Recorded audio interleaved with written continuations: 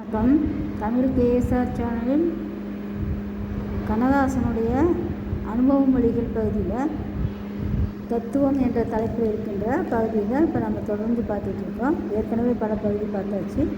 இன்றைய தத்துவம்: நன்றி கொன்ற பாதகனின் உடம்பில் ரத்தம் ஓடாது, கழுநீர் ஓடும். ஆருடத்தில் உள்ள ரகசியமே இதுதான். அதாவது ஆருடங்கிறது இந்த ஜோதிடர்கள்லாம் கட்டம் போட்டு ஒவ்வொரு பகுதியை பார்ப்பாங்க. ஒருவருடைய வாழ்வை பற்றி அடுத்தவர்களிடம் கூறலாமே தவிர அவர்களிடமே சொல்லக்கூடாது. அகம் புனிதமாய் இருப்பினும் புறம் தூசி படிந்து கிடந்தால் இகம் வெறுத்து போகும். இகங்கிறது உலகம். பிறப்பை கொடுத்துவிட்டு இறப்பை எடுத்துக்கொள்ளும் நிலை மட்டும் பூமியில் இல்லாதிருந்தால் பகவானின் இயக்கமே பொய்யாகிவிடும்.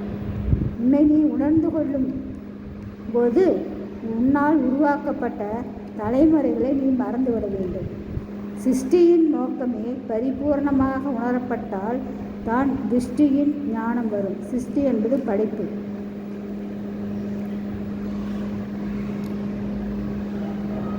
மக்கள் அனைவரும் அயோக்கியர்களாயே நம்புகிறார்கள்.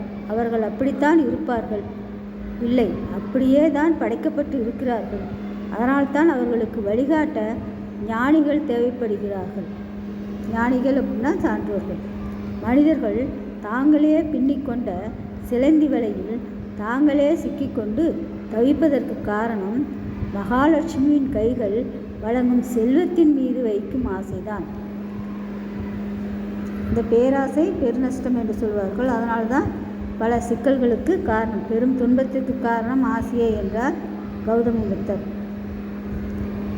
காலங்காலங்களாக போதிக்கப்பட்டும் இன்னும் மானிட தர்மம் போதனைக்குரியதாக இருக்கிறது.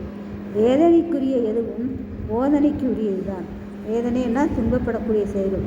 எத்தனையோ சான்றோர்கள் காலம் தவறாமல் ஒவ்வொரு கருத்துக்களையும் ஞானிகள் சொல்லிட்டு தான் இருக்காங்க. அதில் இன்றும் அது பின்பற்றப்படாத நிலையில் இருக்கின்றது என்ற கருத்தில் துன்பத்தை தரக்கூடியது என்று சொல்கிறார்.